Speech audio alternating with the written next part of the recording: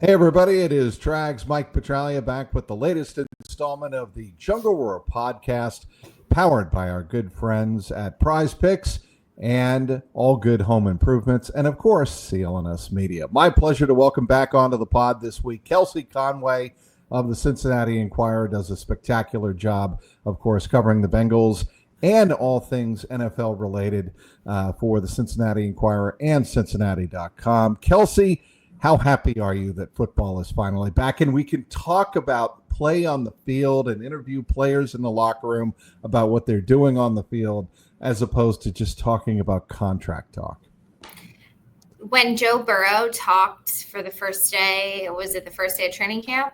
I think that was like the first real football story that I wrote that didn't have anything to do with the contract. So I'm thrilled to be able to be writing and talking more about what's going on with the Bengals. Obviously, there's still some contract stuff to get figured out with Trey, but that almost feels like, not the most important thing at camp right now.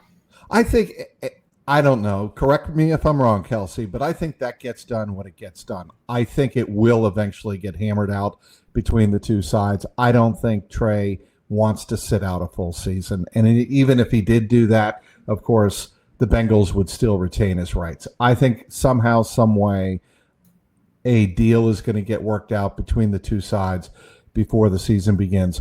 Your thoughts on Shemar Stewart finally reporting to camp on Sunday and pretty much being thrown right into the fire? Hallelujah. I mean, amen. We would have never in a million years thought on draft night that was going to happen. And what a loop that threw all of us, because you have to report on things like that. Like, sure, it almost feels like, I know to some people, you're writing about it all the time, you're talking about it all the time. But at the end of the day, those are important stories that really move the needle. And no so question. You have to talk about them all the time. And I was really impressed with Shemar, the way he handled things. And I really think that it's easy for people to get behind a keyboard and make up their opinions about someone before their career or, anything really gets started, right? Like, Shemar's story hasn't been told. So while I understand fans were upset at times and it seemed silly at times to people who didn't understand, he's worked his entire life for this moment, and you hope you get a second contract, but in the NFL, you just never know. So I think that people should be a little bit softer towards Shemar and what happened. He was trying to take care of his business. That's the most important thing. They were able to get it figured out. Sure. Would you have liked it to have been earlier? Would you have liked him to practice? Yes. But that was his stance. He felt like that was what's in his best interest. And at the end of the day, his desire to get on the field pulled through. The Bengals were able to come up with a little bit of a compromise that made him feel good about the situation. And look, yes, every practice is important. But had he missed this week with the full pads, and then you're going into next week with the first preseason game, then I'd be a little bit more worried and almost questioning what you could expect from him in his first season. But I truly think they're going to be able to get him up to speed fast enough. I don't think he'll play a ton in the first preseason game because they got to be smart with it. But I think he was here when it needed to be here with the pads, and I think that everybody should just take a deep breath and let him prove himself on the field before we write the Shemar Stewart story. I think the Bengals handled the nuance of the situation pretty well, especially the players in the locker room, Ted Karras and Zach, of course, Zach Taylor, head coach, by not blaming Shemar, but saying, and Duke Tobin said this at Media Day as well, we have no problem with Shemar Stewart.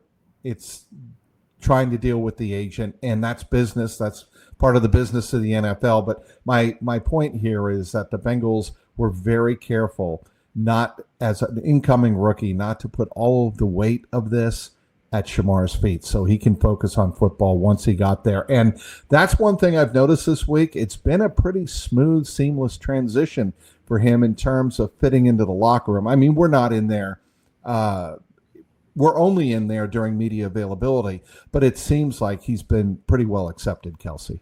Right. And I feel like, I mean, he said it, there were players telling him he was doing the right thing. The guys in the locker room will always respect players for doing what they need to do to take care of their business. And it's one of those things where unless you're in the locker room, you don't really know what goes on behind the scenes, but they had his back. And I know that they're all excited. Amarius Mims talked about, how excited he would be when he got back. And I know that they're becoming close friends. So, it did feel like that when we left work yesterday, that although there was so much drama going on with Shemar and Trey and, all of the things leading up to camp, I mean, fingers crossed for no major injuries to key starters. It kind of just feels normal at camp right now. And it's kind of nice. Yeah. To quote Kelsey Conway, can I get a hallelujah? I mean, they need that, Kelsey. After the last 2 years with all of the circus. Cue the circus music, and we have that queued up in the press box for all of those silly moments in Bengal games over the last 2 years and frustrating moments for Bengal fans. They need a kind of chill, normal, if you can, normal in quotation marks, training camp, preseason, get into the regular season, and finally get off to a good start. By the way, Shemar, I thought, had a couple of nice pass breakups on Monday when the practice moved indoors. And I think that's a good – he has built himself a good foundation. Let's move on to a story you have up on Cincinnati.com and the Cincinnati Enquirer. You talked to Chuck Burks, and you went pretty in-depth, I thought, Kelsey, about the secondary. And the title of the story, Bengals counting on a youthful energy from secondary to carry defense this season. Why do you think the secondary holds the key to this defense this year? Because of the amount of players the team has invested in that position in the last couple of drafts. It is so fascinating to me to go into this season with so many questions about key starters. We're not just talking about one or two players. We are talking about across the board, the corners, the safeties, all but one, Geno Stone. Those are your draft picks, and they've been drafted in either rounds 1, 2, 3, or 5 with Newton. So I talked to cornerbacks coach Chuck Burks yesterday with a couple of other reporters, and it felt like at practice, since we don't usually get to be that close to the team when they moved inside because of the rain, we could hear more than we usually would. And I just kept making mental notes of just like the energy the DBs had when they would make a good play. There's like running, jumping on each other on the sidelines. And I was like, I know I haven't seen it this up close in a little bit, but like they seem like a different group this year. And it's not a slight to last year's group, but it almost just feels like an inflection of like new energy and just like fun. And of course it's easy to have fun, right? They're not playing games right now. But I asked Chuck Burks about it, and I was like, am I, overhyping this? And he was like, no, we've made it a point, because the average age of the Bengals secondary, so that's the corners and the safeties, is 24 and a half years old.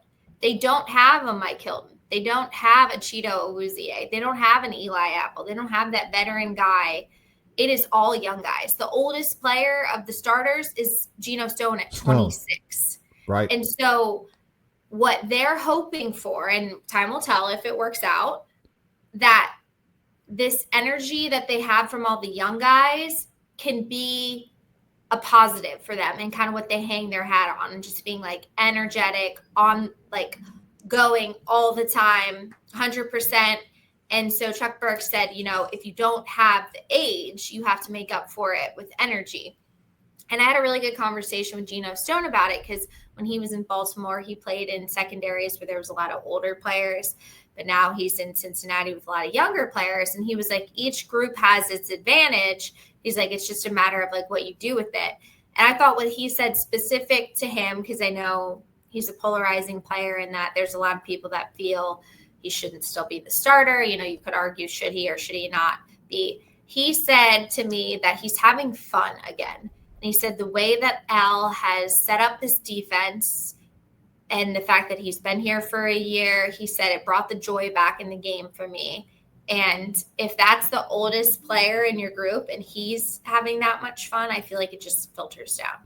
I'll give you a player that I've noticed who has been much more vocal this year, and he's on the second team.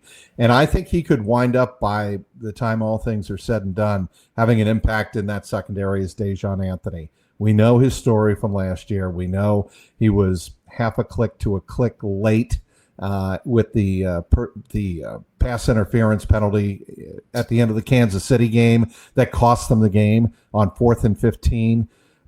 But if that play goes just a little differently, I think we're having a different conversation. And I've seen Dejon Anthony come in and be very vocal, talk to Tyson Anderson, talk to other guys on that second unit, secondary defense that's been in there against the likes of Jake Browning and the second team offense. It just, I don't know if it means anything, Kelsey, but he has definitely taken on more of a vocal role this year.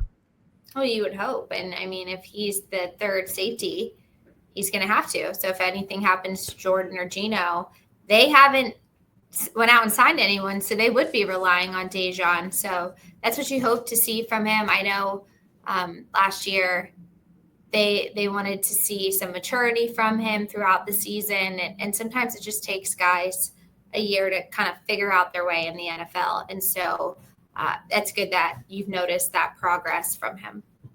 Speaking with Kelsey Conway, covering the Cincinnati Bengals for Cincinnati Enquirer and Cincinnati.com. Want to tell you about Prize Picks, the best place to turn your sports knowledge into cold, hard cash. With millions of members, Prize Picks has made daily fantasy sports accessible to all. You just pick more or less on at least 2 players for a shot to win up to 2,000 times your cash. Run your game all season long on Prize Picks. And on Prize Picks, you can mix and match player projections from different sports. Combine your favorite basketball players with players from baseball, hockey, esports, and much, much more.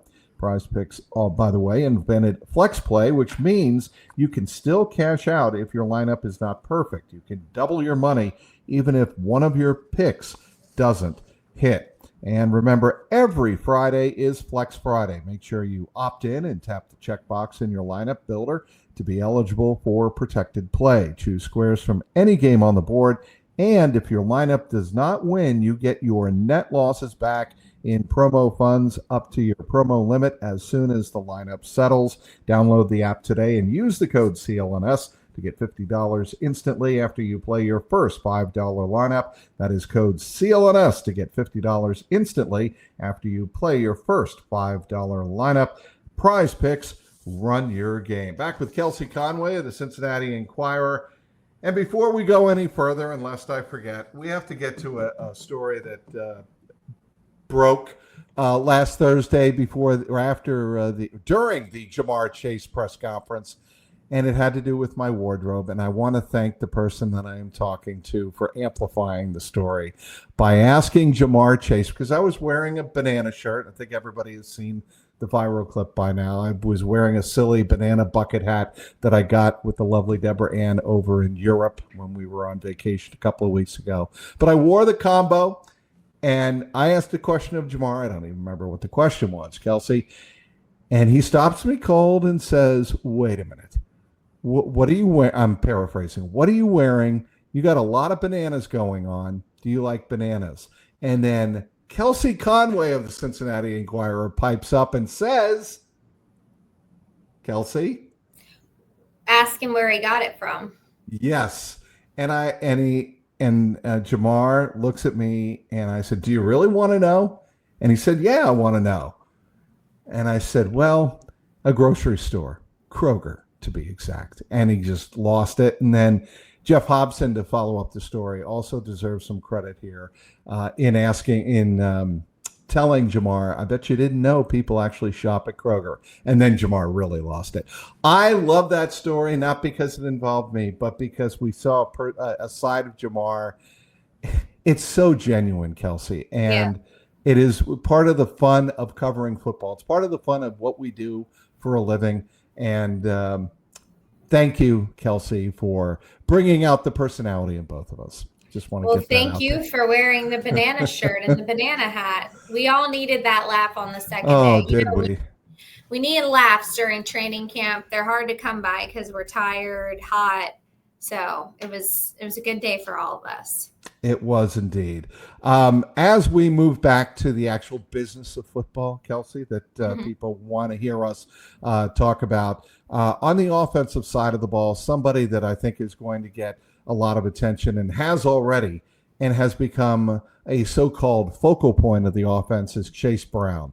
What are your impressions of Chase Brown so far, not just in the first couple of days of camp practice, but in the offseason, and what the coaching staff, namely Dan Pitcher and Zach Taylor, have had to say about him? I'd buy stock in Chase Brown for all of my fantasy football playing friends out there. He is, and obviously you have to, keep in mind it's just training camp practice. Nobody can tackle. Right. There's a lot going on. He like catches your eye. You'll be watching and you can't help but just like follow him, because when he makes one cut, like, he's so explosive. And I mean, he has the makings to be just an exceptional offensive threat, not just a running back. I'm talking about being able to catch the ball out of the backfield, like a little weapon for Zach Taylor and Dan Pitcher, like you've seen kind of the evolution of these running backs that turn into receivers that can do all of these different things. And it feels like that is the Bengals kind of jack of all trades. And I was not thrilled with the Bengals' decision to run it back with that running back room last year at this time. I thought that running back room has needed a revamp for a while. You could say that with, that would be probably like my biggest criticism of last year is I think they held on to too many guys a year too long, and that's what Duke Tobin said. But specifically the running back room, like, I think you need to like infuse that room with new players every year, just so you can see what you have, especially at the second or third back. So I really like the Taj Brooks, Chase Brown, as do that we've seen. Yes. Just the different styles, because the Bengals need a Chase Brown, but they also need a tough back that's strong and physical. And I think the balance of those two could be really good for the Bengals, and they've got to fix the short yardage game. It's been not good enough the last couple of years, and it's cost them games by not being able to just, get a 4th and 1 or, cash in when they need it. So I think that the evolution of that is going to be something I'm really interested to watch this year. Chase has been really impressive. So is Taj Brooks in training camp so far. But the story about Chase Brown is going to be, can he stay healthy? And I think if he is able to stay healthy, I will say, like, I know it's really important to him. He takes really good care of his body. So typically when you spend the amount of time and money that he is, you hope that it works out, because it's a big deal for him to be on the field. But I've been really impressed with him, and he's going to be a fun player, I think, for the Bengals this year. Speaking with Kelsey Conway of the Cincinnati Enquirer. Want to tell you about All Good Home Improvement. All Good has been helping homeowners for 32 years. When looking for a home improvement company, the number one quality they are looking for is trust. For the last 32 years, All Good has been trusted to help homeowners replace their windows, install new vinyl siding, install new gutters, and as we just had our home improved a couple of months ago, professionally install a new roof. All Good offers interest-free financing with payment starting at just $99 a month and no money down. All of All Good's home improvement products are professionally installed and backed by both a material and labor warranty. And right now, All Good offering a 50% off sale or buy one, get one free. For more details and to schedule a free in-home consultation, simply call 513-247-2900. That's 513-247-2900 for a free in-home consultation, or you can always go to their website, myallgoodhome.com. junglewar.com. Back, Kelsey Conway. We're wrapping it up here on this latest episode of the Jungle War podcast. And Kelsey, how much are you looking forward to the preseason games and actually seeing the starters play, starting with the defending Super Bowl champion Philadelphia Eagles August 7th? Yeah, I'm less worried about that. Like, I don't think the Eagles are going to be playing a lot of people. Because if you remember when the Bengals went to the Super Bowl, Zach moved the offseason back a month because, like, it's just a lot of wear and tear on the body in the 1 year. So I don't know Nick Sirianni's philosophy when it comes to playing starters in the preseason. No, right. But I'm more focused on the Bengals and Joe Burrow and this offense. How long is that going to play them? Is it going to be one drive? Or is it going to be a quarter? Or is it going to be a half? Like, Patrick Mahomes plays a half in Kansas City. Does Zach feel more comfortable doing one full quarter in one game and then play him another quarter on the Monday night game in DC? I'm fascinated to see how much he's going to play. I will be disappointed if it's like just 2 series because they've been hyping this up that this is going to be really beneficial. And in my opinion, it needs to be like at least a quarter or, half would be amazing. But I know that you also very much have to weigh like the health of the players. So I'm not sure what that right mix is, but a series isn't enough. So to me, it's going to have to be like a quarter, I think, or a quarter. I feel like if Joe could play in a quarter in each game, maybe that could be the right mix for him. But I mean, time will tell. But I'm looking forward to seeing that. Typically, preseason games, are kind of just like, eh. But because the starters are going to be playing more, it's going to be fun for us to watch and evaluate. The key to getting off to a better start this year is what, in your estimation?